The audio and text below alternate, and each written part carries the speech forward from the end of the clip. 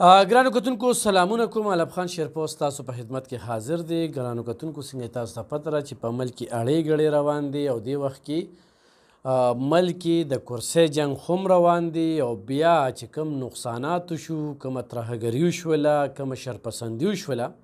نو تاریخ دې هم راقم کو. زموږ چې کوم ګاونډي دشمن هیوادونه دي نو هغوی خوشحاله هم مانځي. په دې ټول عرصه کې دا وخت ټیلپي چې کومه ده یو وارې بیا په میدان کې ده او غواړي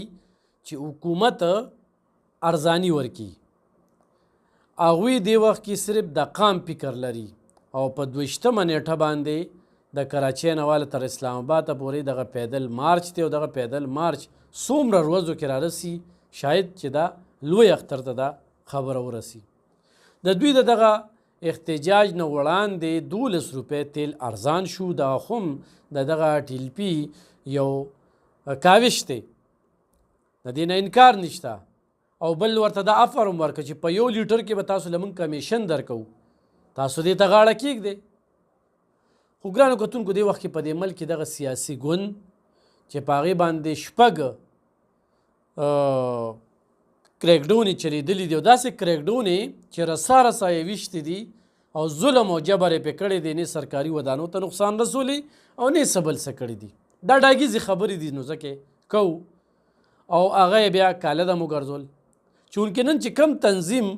یا کومه ډله کاله دم ګرځول دي نو د هغې واضحه اثرات مخې ته راغلي چې په هغې کې جیچکو، په هغې کې ریډیو پاکستان، په هغې کې میزیلې، په هغې کې کور کمانډر، جناخوس، موټروی او بیا په دیر کې اپسی قلا. نو ډېر عجیبه عجیبه امبولینس په تاریخ کې په لومړني ځل امبولینس ولي او هغه امبولینس چې هغه عمران خان صاحب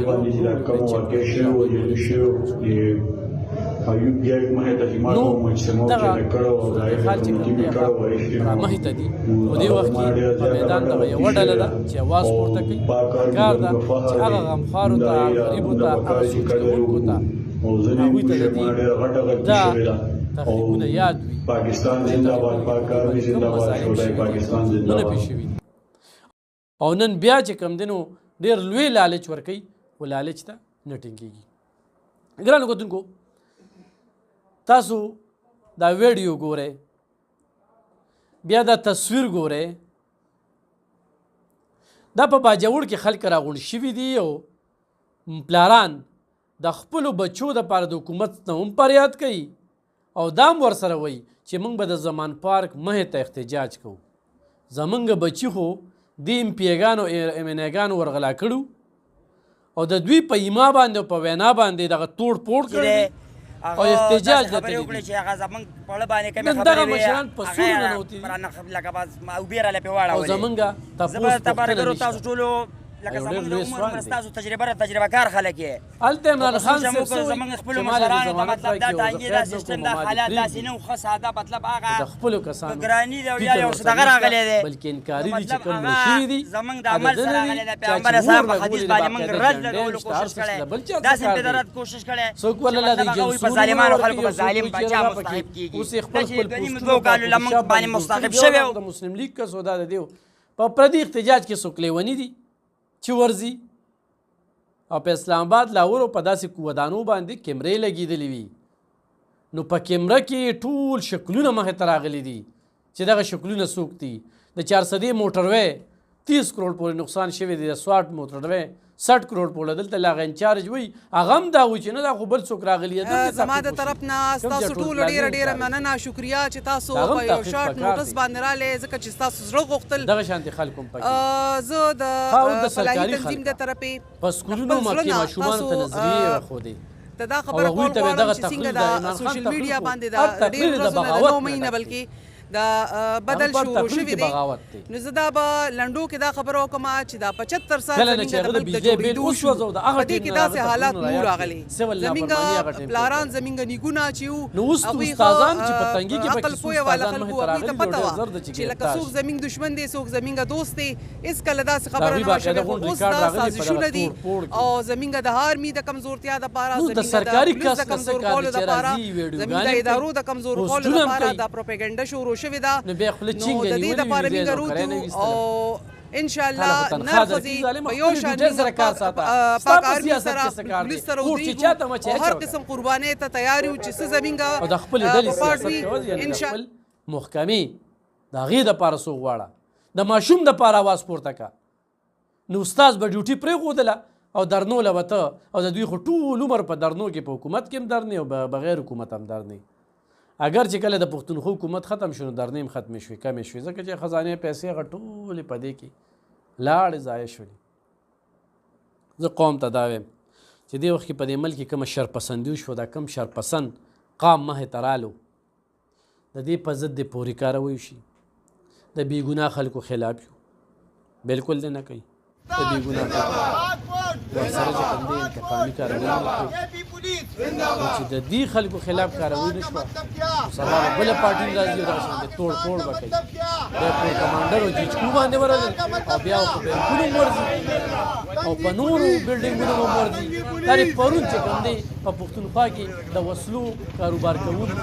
د 9 مای نه پس چې کوم دی هغه ولې بند کړو چې دا شرپسند به راځي لوټ مار به کوي په پېښور کې چې څنګه یو دوکان لوټ کړ او وسلې تمانچې کارتوس دې ته هر څه وتښتول داسې عجیبه غله پکې راغلل د مشر نواله د کشر پورې تللي چې چا ګېټونه چا فریزرې چا بګي به بره لري دي توړي دي پټ کړي دي هلکه ته احتجاج لتلی خو غلا لتلی لوټ مار دونه خو تاسو په دې څوارلس کاله کې د پاکستان له څه پیدا ورنه کړه چې په دې یو ورځ او دوه ورځو کې دا کوم نقصان هم پاکستان له ورکړي او دا وصولي هم ته پکار ده دا د دوی نه وصولي هم پکار ده ایم کیو ایم سره داسې شي دوی د ایم کیو ایم ریکارډ مات کړ د هغې نه زیات چې کوم دی په دې ملک کې دوی شرپسندي کړی او ټي پي والا هغوی سره په زیاتې دې ریاست کړی دی او د عمران خان صاحب ورسره کړی دی د هغوی هزار دي چې دلې کېږي هغوی د څه دپاره میدان ته روکړي د الله او د الله د رسول اواز دغه د حضور پاک صلی الله علیه وسلم په شان کې چې چا مستحب کړي قرآن سره یا دغه ملعون چې ولېږل په دې باندې اواز کوو خو دلته کې د امریکې کوم ایجنټان یا د دغه بیماره خلکو ایجنټانو هغه برداشت نه کړی شو چې دا راته څه پلاران روزي دي خو د اسلام بس لګیا دي پرون مې د قطر د یو ویډیو کتله چې بهر ملکونه د پاکستان نه په هر سخته کې امداد غواړي او دا د اسلام قلعه ده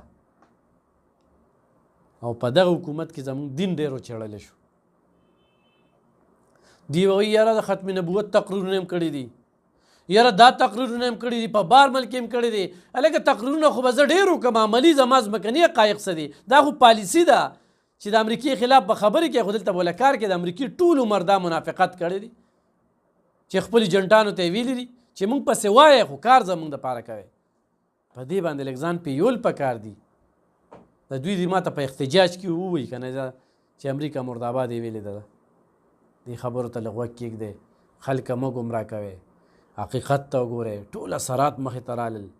چې د چا ایجنټو شوه چا دلالي وکړه دلته چا منافقت وکړو چا د ملک سره غداري وکړله دې وخت کې زموږ د ملک اساسو ته خطره وه ډېر خلک وایي ته د ګرانۍ خلاف اواز نه پورته کې په ګرانۍ زه انتخایي خفه یم او په دې ملک کې دې وخت کې ډېره زیاته ګراني ده قوت خرید چې کوم دی هغه د خلکو توان نه لري چې هغې خرید وکړي په 2500-2700 باندې پورې وړه واخلي هر څه ډېر ګران دي خو دا ورسره ضرور ویل دي چې عمران خان صاحب